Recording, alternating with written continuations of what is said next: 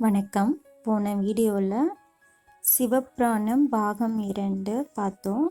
அதனுடைய தொடர்ச்சி தான் நம்ம இந்த வீடியோவில் பார்க்க போகிறோம். பிரஜாபதியில் ஒருவரான தட்ச பிரஜாபதிக்கும் பிரசுதிக்கும் மொத்தம் 60 பெண் புத்திரிகள் பிறந்தனர் என வேதங்கள் கூறுகின்றன. அதில் அதிதி, திதி, தனு, கலா, தனயு, ஷின்ஹா, குரோதா, பிரதா, விஸ்வா, வினதா, கபிலா, முனி, கத்ரு, தாட்சாயணி, ரதி, ரேவதி மற்றும் கார்த்திகை உட்பட 27 நட்சத்திரங்கள் இவர்களின் புத்திரிகள் ஆவார்கள். தட்ச பிரஜாபதி தன்னுடைய 60 புத்திரிகளில் 13 புத்திரிகளை காசிப முனிவருக்கு திருமணம் செய்து வைத்தார். இவர்களின் சந்ததிகளால் உலகத்தில் உள்ள உயிரினங்களின் பரிணாம வளர்ச்சி அடைந்தது. பின்பு தனது மகள்களின் 27 பேரை சோமனுக்கு மனம் முடித்து கொடுத்தார். தட்ச பிரஜாபதி தான் ஏற்ற பணியை செவ்வனே செய்து கொண்டிருந்தார். இந்த பிரஜாபதி என்னும் பதவியால் அவர் உலகில் உள்ள அனைத்து உயிர்களையும் ஒரு நெறிமுறைப்படுத்தி அவர்களை நிறைவுடன் வாழ வழிவகை செய்தார். தட்ச பிரஜாபதியின் 60 புத்திரிகளில் தாட்சாயினியும் ஒருவர். தட்ச பிரஜாபதியின் 60 மகள்களில் தாட்சாயினியே தட்ச பிரஜாபதியின் விருப்பத்திற்கு உரிய மகளாவார். தட்ச பிரஜாபதி மற்ற பெண் புத்திரிகள் மீது காட்டிய அன்பை விட தாட்சாயினி மீது மிகுந்த அன்பும் பாசமும் கொண்டார். தாட்சாயினி சதி என்றும் அழைக்கப்பட்டாள். திருமாலை வணங்கி வழிபட்டு வந்த பிரஜாபதி தன் வம்ச மக்களையும் அவ்வாறு வழிபட செய்தார். தாட்சாயினியும் திருமாலை பக்தியோடு வழிபட்டார். தாட்சாயினி எல்லா வேதங்களையும் உபநிடங்களையும் முறையாக பயின்று தேர்ச்சி பெற்றார். இதனால் என்னவோ மற்ற பிள்ளைகளை விட தாட்சாயினி மீது மிகுந்த அன்பு கொண்டார். தாட்சாயினி இளமை பருவம் அடைந்ததும் சிவபெருமானை பற்றிய செய்திகளை அறிந்து அவரை பற்றிய தகவல்களை அறிந்தார். ஒரு சமயம் அவரை காணும் வாய்ப்பு தாட்சாயினிக்கு உண்டாயிற்று. அந்த நொடியில் சிவன் மீது தாட்சாயணி காதல் கொண்டாள். மையில் எண்ணம் கொண்ட தாட்சாயணி சிவனை எண்ணியே காலம் கழித்தார். பூஜை புனஸ்காரங்களில் ஈடுபடாமல் சிவன் மீது காதல் கொண்டார்.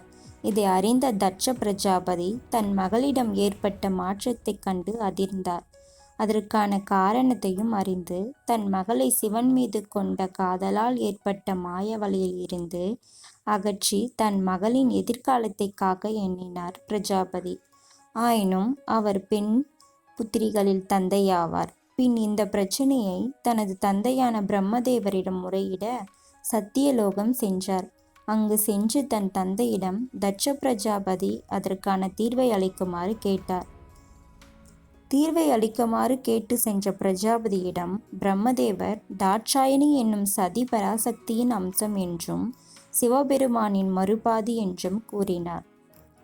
நீ மேற்கொண்ட பல யுகங்களின் தவத்தின் பலனாக ஆதிபராசக்தியிடம் வாங்கிய வரத்தின் பலனே ஆதிசக்தியே உனக்கு மகளாகவும் எனக்கு பேத்தியாகவும் பிறப்பெடுத்துள்ளாள். ஆதலால் சதியையே சிவனுக்கு திருமணம் செய்து வைப்பதே சாலச் சிறந்தது என்று கூறினார். தந்தையான பிரம்மதேவரிடம் இருந்து சற்றும் எதிர்பாராத இந்த பதிலால் திகைப்புற்று இருந்த தட்ச பிரஜாபதி சினத்துடன் அவ்விடத்தை விட்டு அகன்றார். தட்ச பிரஜாபதி தன் மகளான சதியிடம் அவள் கொண்டுள்ள காதலால் ஏற்படும் விளைவுகளை பற்றி எடுத்து கூறி மையலை கைவிடும் முயற்சியில் இறங்கினார். அவர் சதியிடம், என் அன்பு மகளே, நீ காதல் கொண்டுள்ள சிவபெருமான் சுடுகாட்டில் வாசம் செய்பவன். அவனுக்கென்று மாட மாளிகை எதுவும் இல்லை, அவனுக்கென்று யாரும் இல்லை என்று எடுத்து கூறினார்.